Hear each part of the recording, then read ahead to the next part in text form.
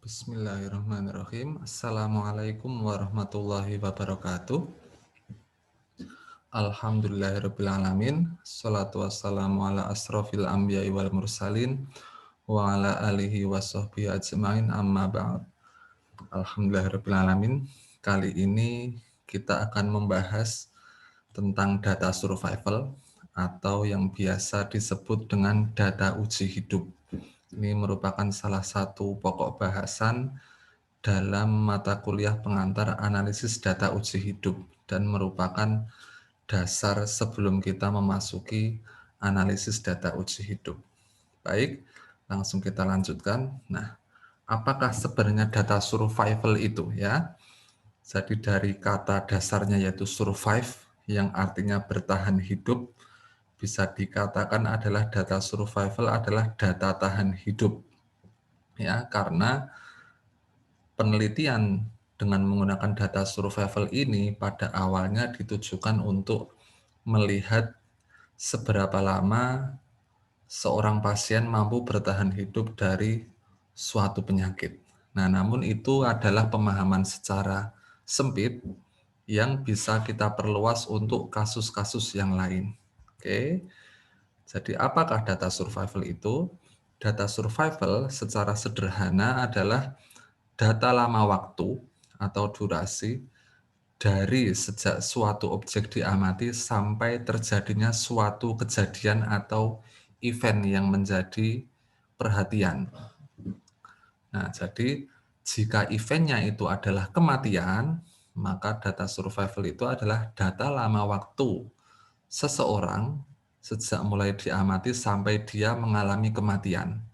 Nah, event-event ini bisa kita sesuaikan dengan kebutuhan kita. Misalnya jika kita hendak mengambil event itu sebagai perusahaan mengalami kebangkrutan, maka data survivalnya adalah data lama waktu sebuah perusahaan dari sejak berdiri sampai mengalami kebangkrutan. Beberapa contoh event ya, itu tadi ada kematian yang sangat umum dipakai, bisa juga kesembuhan, bisa juga kambuhnya suatu penyakit, bisa pula kelulusan mahasiswa, kerusakan, dan banyak sekali contohnya. Oke. Nah, berikutnya, nah jenis event itu sendiri ada dua macam. Yang pertama di sini adalah event yang terminate, yang kedua adalah event yang tidak terminate. Ya, event terminate ini adalah pengamatan untuk mengumpulkan data survival atau data uji hidup yang penelitian itu akan dihentikan atau pengamatan terhadap objek itu akan dihentikan setelah event pertama terjadi. Ya, beberapa penelitian dapat terjadi lebih dari satu event, tapi penelitian-penelitian tertentu memang hanya ada satu event yang terjadi. Oke, sebagai contoh event terminate itu adalah event kematian. Karena kematian hanya terjadi satu kali. Tidak ada orang meninggal, kemudian hidup di dunia lagi, terus nanti meninggal lagi, hidup lagi, meninggal lagi, tidak ada seperti itu. Maka event kematian ini merupakan event yang terminate, karena setelah sekali terjadi, tidak akan mungkin terjadi kembali. Ada juga event yang tidak terminate, ya. Event yang tidak terminate itu adalah pengamatan dilakukan berkelanjutan setelah terjadi event pertama. Contohnya misalnya stadium penyakit. Ada stadiumnya ringan, sedang, berat, terus kemudian ringan kembali, bisa berat lagi. Nah, ini terlihat bahwa jika seseorang mengalami penyakit dalam stadium ringan, bukan berarti dia stop berhenti di situ, karena ada kemungkinan berubah dari ringan ke berat dan akan sangat mungkin kembali menjadi ringan kembali.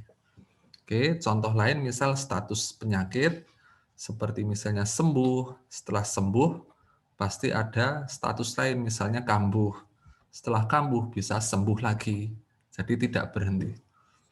Ada juga status IPK, status berat badan, dan banyak lain contoh event yang tidak terminate. Baik, kita lanjutkan. Nah, sebenarnya mau apa kita dengan data survival ini? Yang kita analisis kan adalah data durasi. Sebenarnya tujuan kita melakukan analisis ini apa? Oke. Yang pertama adalah mengestimasi peluang survive atau peluang tidak mendapatkan event. Jadi seandainya event yang menjadi perhatian kita adalah kematian, maka kita bisa nanti akan menghitung peluang belum mengalami event atau peluang belum meninggal. Jika event kita adalah kelulusan mahasiswa misalnya, maka kita bisa mengestimasi peluang mahasiswa belum lulus, dan seterusnya. Kemudian selain itu kita juga bisa menghitung rata-rata durasi sampai terjadi event. Misal event kita kelulusan adalah kelulusan mahasiswa, maka kita bisa menghitung rata-rata waktu yang dibutuhkan mahasiswa di kampus A untuk bisa lulus itu berapa ya. Nah, karena di sini eventnya adalah kelulusan, maka kita bisa menghitung rata-rata waktu yang dibutuhkan untuk mengalami event itu, yaitu lulus. Kemudian selain itu kita juga bisa membandingkan beberapa peluang survive antara beberapa perlakuan yang berbeda. Contoh event kelulusan mahasiswa di kampus A dan kampus B. Kita bisa menghitung peluang tidak lulus dari masing-masing kampus, yaitu kampus A dan kampus B, sehingga kita bisa menghitung kampus mana yang lebih baik dalam hal kelulusan mahasiswanya. Baik, kita lanjutkan. Nah, dalam mengumpulkan data survival, ada beberapa hal yang harus diperhatikan. Yang pertama itu adalah eventnya apa, itu harus dijelaskan terlebih dahulu. Sebelum mengumpulkan data, kita harus sudah punya acuan event apa yang mau kita amati. Kemudian yang kedua adalah titik asal origin atau titik awal yang digunakan untuk mengukur lama waktu sampai terjadi kejadian. Nah, di sini karena data survival itu adalah data durasi, maka kita harus menentukan start-nya mulai dari mana, event-nya apa. Jadi start-nya harus jelas, ending-nya juga harus jelas. Kemudian yang ketiga, itu adalah satuan pengukuran. Nah, apakah mau dalam bentuk hari, jam, bulan, tahun, minggu, dan seterusnya. Nah, itu dikembalikan ke peneliti. Ini adalah ilustrasinya untuk kasus yang terminate. Jadi di sini origin itu adalah sejak mulai seseorang diamati, di sini hanya diamati seseorang, kemudian dia menjalani atau belum mengalami event sampai saat T. Nah, inilah yang disebut dengan waktu survival di sini. Kemudian saat T inilah dia mulai mengalami event. Nah, ini kasus yang terminate seperti ini. Untuk kasus yang tidak terminate, kasusnya bisa begini. Kita mulai pengamatan dari titik 0, kemudian pada saat T, misalnya kita misalkan 1 ini sakit, 2 ini sembuh, maka pada saat T dia mulai sembuh. Dan akan ada kemungkinan kembali ke titik 1 lagi. Nah, seperti itu. Oke, jadi harus ada origin, harus ada eventnya apa, dan harus ada satuan waktunya. Oke, kita lanjutkan. Nah, contoh data survival adalah seperti ini. Untuk yang terminate, misalnya data lama waktu, yaitu dalam bulan, yang dibutuhkan mahasiswa untuk menyelesaikan skripsi. Nah, oke, misal diperoleh data seperti itu, 7, 10, sampai 9. Nah, di sini eventnya adalah menyelesaikan skripsi. Kemudian originnya adalah key in skripsi atau mulai memasukkan skripsi ke kartu rencana studinya. Kemudian satuan waktunya adalah bulan.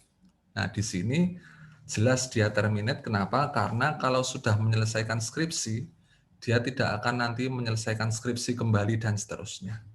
Oke. Jadi harus jelas event, origin, dan satuan waktunya. Ketiga hal ini harus dibuat terlebih dahulu sebelum melakukan pengumpulan data. Selanjutnya, untuk event yang tidak terminate, misalnya adalah data status IPK seorang mahasiswa. Oke, misal dimiliki data sebagai berikut. IPK mahasiswa tersebut untuk 4 semester pertama. Oke, di situ terlihat tidak cum laude, terus dia semester 2 cum laude, ternyata semester 3 kembali tidak cum laude lagi, semester 4 cum laude lagi. Jika eventnya itu adalah cum laude, maka dia tidak terminate karena sangat mungkin mahasiswa ketika sudah cum laude, dia akan mungkin menjadi tidak cum laude dan akan mungkin menjadi cum laude kembali. Nah, di sini eventnya cum laude tidak cum laude, originnya setiap awal semester, karena setiap awal semester diamati, lalu satuan waktunya per 6 bulan karena semester. Baik, kita lanjutkan. Nah, kemudian dalam mengumpulkan data survival, itu kita juga akan menemui yang namanya kasus delay entry atau datanya masuk belakangan. Intinya adalah misalnya kita penelitian menggunakan atau mengamati 5 orang. Ternyata di tengah waktu penelitian kita itu ada 2 orang yang baru teramati. Sehingga itulah 2 orang itu yang nanti akan menjadi delay entry. Oke. Jadi intinya ada objek penelitian yang baru mulai diamati saat penelitian sudah berlangsung. Oke. Nah, ini contohnya ya, 5 orang pasien diamati lama waktu sembuhnya, di tengah jalan ada tambahan 2 sampel. Oke, maka 2 sampel itulah yang dimaksud delay entry. Contoh pengamatannya seperti ini. Pasien 1 sampai 5 diamati sejak titik 0 atau pada minggu ke-0 misalnya. Kemudian pasien 1 mengalami kesembuhan misalnya setelah 3 minggu, pasien kedua 2 minggu, dan seterusnya sampai 3 minggu. Nah, lalu ternyata di tengah pengamatan ini pada minggu kedua ada tambahan sampel, yaitu nomor pasien 6 dan 7. Dan diperoleh pasien 6 dan 7 ini masing-masing mengalami event pada titik 6 dan 5 minggu. Nah, dalam hal kasus delay entry seperti ini, kita tidak bisa mengatakan bahwa pasien 6 mengalami event setelah 6 minggu, karena dia baru mulai diamati pada minggu kedua, sehingga kita mengatakan pasien 6 ini mengalami event setelah 4 minggu. Karena selisih antara 6 dan 2 itu adalah 4. Begitu pula pasien nomor 7, dia mengalami event 2 minggu setelah mulai diamati. Karena selisih antara 5 dan 3 itu adalah 2. Oke. Nah, ini beberapa soal yang bisa kalian kerjakan untuk latihan dengan membuat contoh data survival itu data yang seperti apa, dengan menentukan titik awal, event dan satuannya, dan banyak sekali contoh kasus tentang data survival dalam kehidupan sehari-hari. Mungkin itu dulu yang bisa saya sampaikan, kurang lebihnya mohon maaf. Wabillahi taufiq wal hidayah. Assalamualaikum warahmatullahi wabarakatuh.